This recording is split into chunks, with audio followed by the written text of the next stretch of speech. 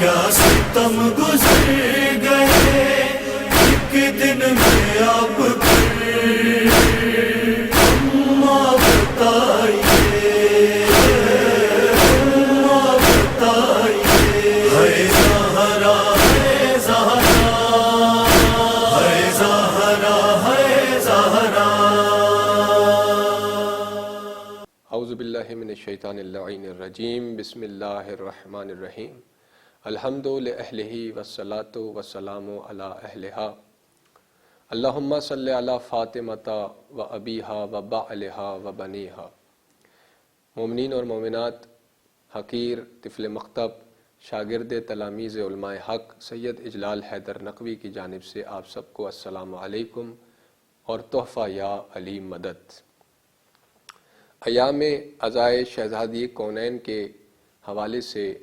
یہ آج تیسری قسط ہم پیش کر رہے ہیں، اور گفتگو کا سلسلہ آج آگے بڑھانے کے لیے میں سورہ فاتحہ قرآن کھولتے ہی جس سورہ پہ آپ کی نگاہ پڑتی ہے، سورہ الحمد بھی جسے کہتے ہیں، اس کی آخری 2 آیات کو تلاوت کرنے کا شرف حاصل کرنا چاہ رہا ہوں۔ بسم اللہ الرحمن الرحیم، اہدنا الصراط المستقیم صراط الذین انعمت علیہم غیر المغضوب علیہم ولا الضالین۔ ارشاد ہو رہا ہے، یہ دعا ہے بلکہ، اچھا یہاں پر ایک لطیف پہلو یہ بھی ہے کہ اہدنا الصراط المستقیم، اس کے مختلف ترجمے مختلف طبقوں میں پائے جاتے ہیں۔ چونکہ صراط مستقیم حیات نبی میں جب مسلمانوں کے پہلے خلیفہ نے اٹھ کر کے پوچھا کہ یا رسول اللہ صراط مستقیم کیا ہے، تو اللہ کے نبی نے اشارے سے کہا کہ بیٹھ جاؤ۔ دوسری دفعہ پھر پوچھا صراط مستقیم کیا ہے، کہا بیٹھ جاؤ۔ تیسری دفعہ پھر پوچھا صراط مستقیم کیا ہے، کہا بیٹھ جاؤ۔ اور کتابیں بتاتی ہے کہ جو ہی امیر المومنین یعصوب الدین ولی پروردگار نے جب مسجد میں قدم رکھا علی ابن ابی طالب نے، تو اللہ کے رسول نے کہا کہ ابو بکر تم کیا پوچھ رہے تھے؟ تو کہا کہ صراط مستقیم کیا ہے؟ فرمایا علی صراط مستقیم ہے۔ تو اہدنا الصراط المستقیم کا ترجمہ مختلف طبقوں میں مختلف پایا جاتا ہے، چونکہ صراط مستقیم زبان وحی سے وما ینطق عن الہوا کی مہر ثبت ہے جس زبان پر، وہ نبی بتا رہے ہیں کہ صراط مستقیم علی ہے۔ تو اب نگاہ رسالت سے جب اس آیت کو آپ نے دیکھا تو اس کا ترجمے جو مختلف طبقوں میں پائے جاتے ہیں وہ اس طریقے سے ہیں کہ جو علی کے دروازے تک آیا ہی نہیں ہے وہ آج بھی یہ ترجمہ کرتا ہے کہ پروردگار مجھے سیدھا راستہ دکھا، اور جو علی کے دروازے پر آ کر علی کے غیر اور دشمن کی محبت بھی دل میں رکھے ہوئے ہے تو وہ ترجمہ یہ کرتا ہے پروردگار مجھے سیدھے راستے پہ چلا۔ اور جو علی کا فرما بردار ہے، ولایت امیر المومنین علی ابن ابی طالب کا اقرار بھی کرتا ہے اور دل سے قبول بھی کرتا ہے، وہ ترجمہ یہ کرتا ہے کہ پروردگار مجھے سیدھے راستے پر قائم رکھ۔ تو غور و فکر کرنے کی بات ہے، یہ باریک باریک باتیں بہت بڑے بڑے عقدے اور مسائل کو حل کرتی ہیں۔ تو خیر یہ گفتگو کسی اور جانب چلی گئی، ہم واپس آتے ہیں کہ اہدنا الصراط المستقیم ہمیں سیدھے راستے پر قائم رکھ، صراط الذین انعمت علیہم، ان لوگوں کا راستہ جن پر تیری نعمتیں نازل ہوئیں، نہ کہ ان لوگوں کا راستہ کہ جن پر تو غضبناک ہوا۔ اب کچھ لوگ ہیں جن پر پروردگار کی نعمتیں نازل ہوئیں اور کچھ لوگ ہیں جن سے پروردگار غضبناک ہے۔ اب گفتگو مجھے یہاں یہ کرنی ہے کہ انسان، بشر، میں اور آپ، ہمارا چہرہ ہماری کیفیت، ہمارے ایموشنز کی عکاسی کرتا ہے۔ یعنی ہم کسی سے خوش ہوں لیکن ہم زبان سے الفاظ سے نہ کہہ رہے ہوں کہ ہم خوش ہیں، تو ہمارا چہرہ عکاسی کرتا ہے، دیکھنے والا سمجھ جائے گا کہ یہ آدمی خوش ہے۔ اگر ہم کسی سے ناراض ہوں، کسی پہ غمگین ہوں، کسی پہ غصہ ہو اور ہم کہہ نہ رہے ہوں کسی بھی وجہ سے، تو ہمارا چہرہ عکاسی کرتا ہے، ہمارا چہرہ بتاتا ہے، دیکھنے والا ہمارے چہرے کو دیکھ کے سمجھ جائے گا کہ یہ اس وقت غصے میں ہے یا غیظ و غضب میں ہے یا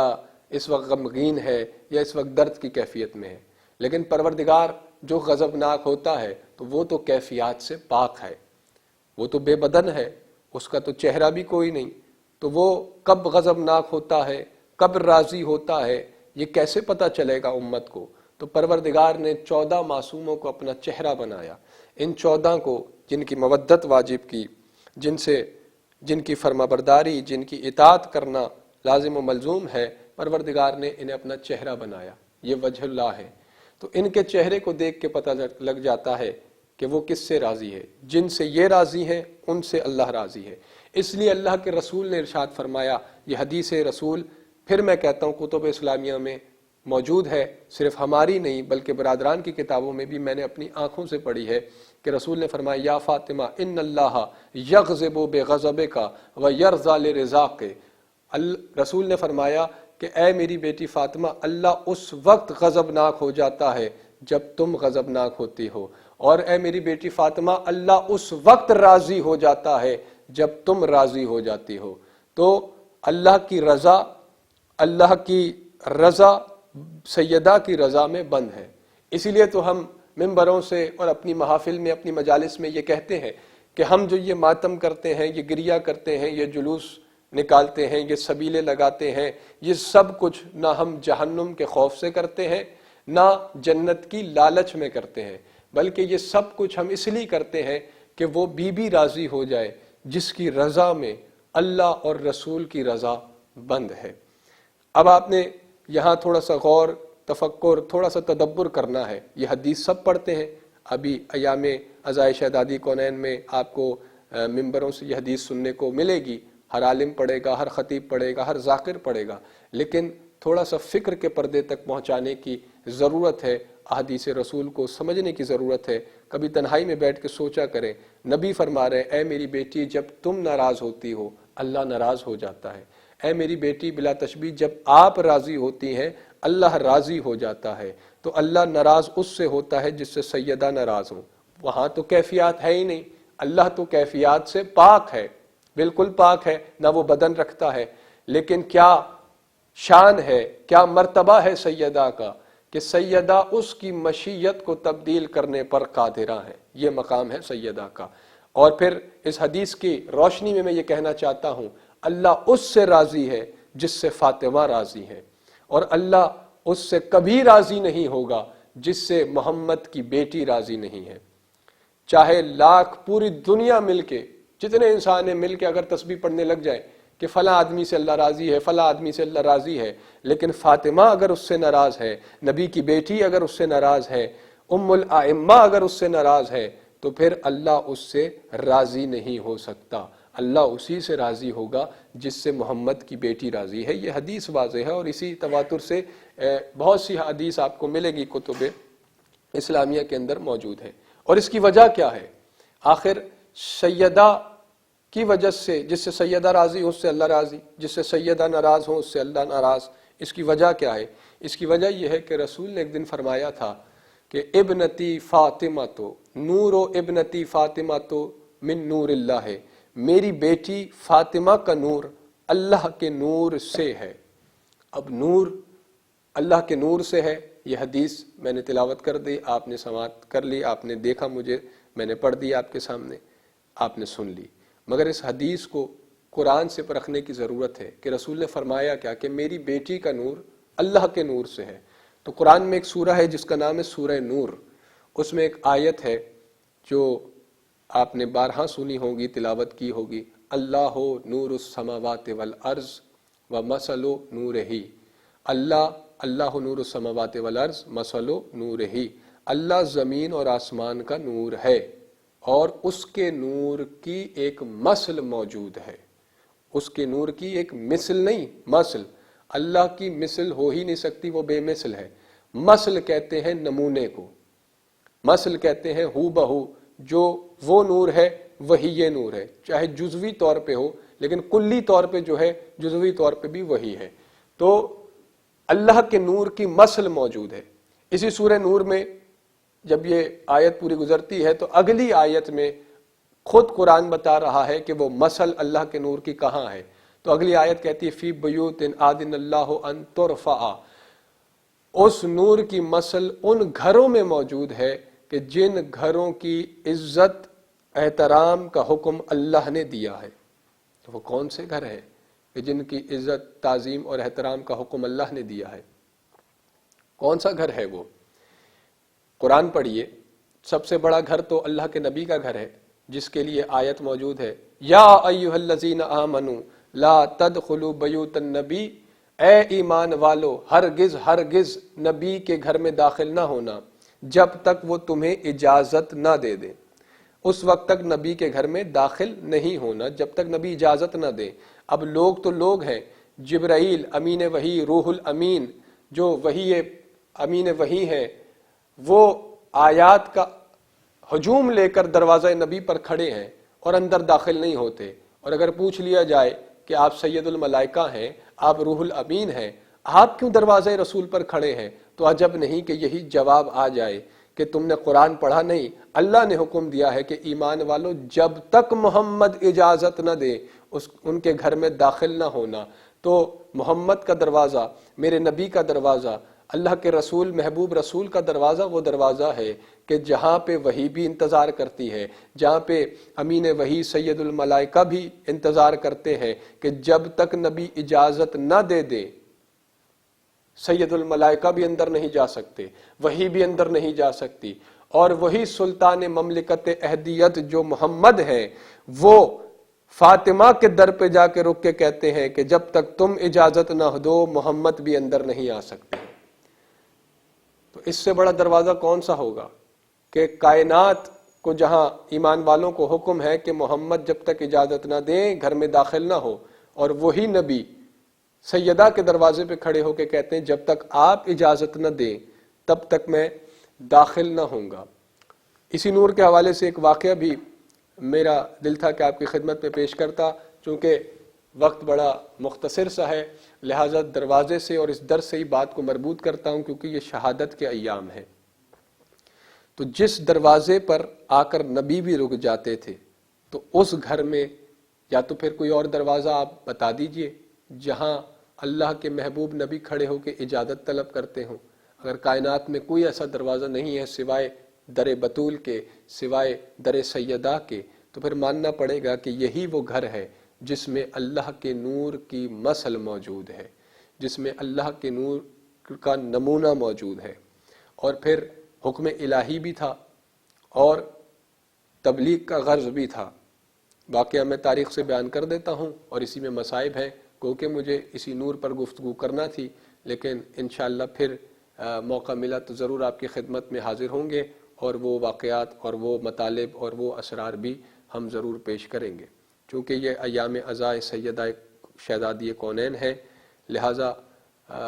گھر میں بیٹھے ہوں جہاں بیٹھے ہوں تصور کیجئے گا کہ نبی کی بیٹی بڑی مصیبتوں کے ساتھ، بڑے زخم اور امت کے ڈھائے ہوئے مظالم سہ کر اس دنیا سے چلی ہیں، صبت علیہ مصائب کہتے ہوئے چلی ہیں۔ یہ وہی دروازہ ہے جہاں اللہ کے نبی آ کر رک جایا کرتے تھے۔ تاریخ میں کتابوں میں موجود ہے کہ ہر واجب نماز کے بعد اللہ کے نبی اس دروازے پر آ کے رکتے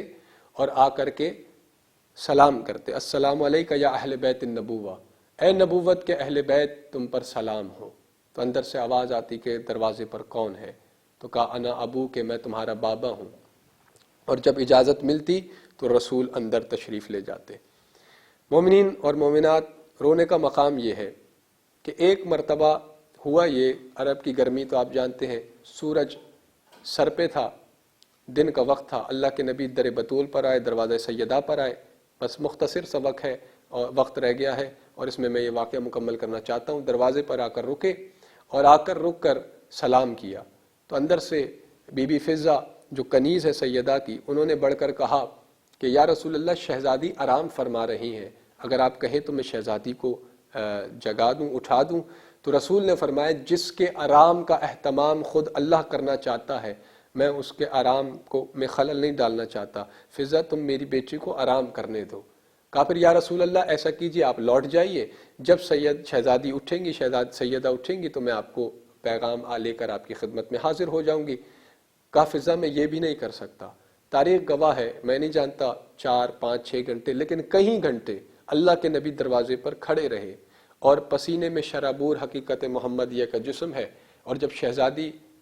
اٹھی ہے، ایک مرتبہ اپنے حجرہ طہارت سے باہر آئی ہیں، تو تڑپ کر دوڑ کر گئیں، بابا کا ہاتھ پکڑا، لا کر کے مسند پہ بٹھایا، اپنی چادر سے، طہارتوں والی چادر سے پسینہ صاف کر کے کہا بابا جان ایسا بھی کوئی کرتا ہے کیا؟ آپ بابا ہیں، میں آپ کی بیٹی ہوں، اندر چلے آتے۔ تو اللہ کے نبی نے وہاں یہی فرمایا تھا کہ اے میری بیٹی، دو وجہ ہے،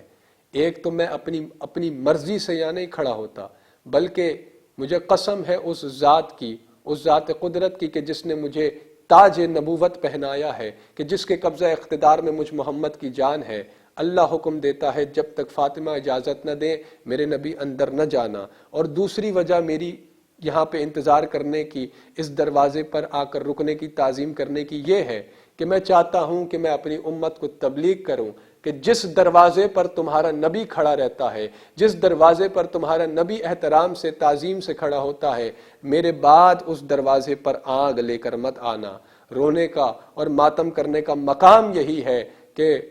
بعد نبی مسلمان ہی آگ لے کر اس دروازے پر آئے جس دروازے پر اللہ کے نبی کھڑے ہو کر سلام کیا کرتے تھے، گھنٹوں کھڑے رہتے تھے۔ اور اندر سے شہزادی نے فرمایا، اور یہی وجہ ہے اندر سے شہزادی نے فرمایا، کیا تم جانتے نہیں یہ وہی دروازہ ہے جس پہ محمد اللہ کے رسول آ کر کھڑے رہتے تھے، سلام کرتے تھے، تعظیم کرتے تھے؟ وہ کہنے لگے ہم جانتے ہیں مگر ہم پھر بھی اس دروازے کو آگ لگائیں گے۔ پھر شہزادی نے رو کے کہا کیا تم نہیں جانتے کہ میں وہی محمد کی بیٹی ہوں جس کے لیے میرا باپ، جس کے لیے محمد مسند چھوڑ دیا کرتے تھے؟ کہا ہم یہ بھی جانتے ہیں مگر پھر بھی ہم دروازے پر آگ لگائیں گے۔ اور ماتم کا رونے کا مقام یہی ہے مومنین اور مومنات کہ اس دروازے پر آگ لگائی گئی اور جلتا ہوا دروازہ اللہ کے نبی کی بیٹی پر آ کر گرا، جس کی وجہ سے محسن ابن علی شہید ہوئے اور جس کی وجہ سے شہزادی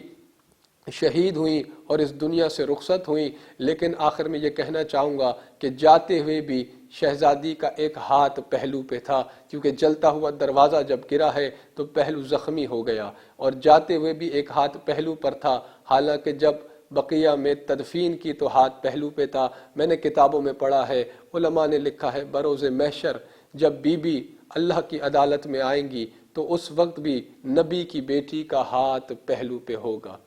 الا لعنت اللہ علی القوم الظالمین۔ کیا ستم گزر گئے ایک دن میں آپ پھر ہم بتائیے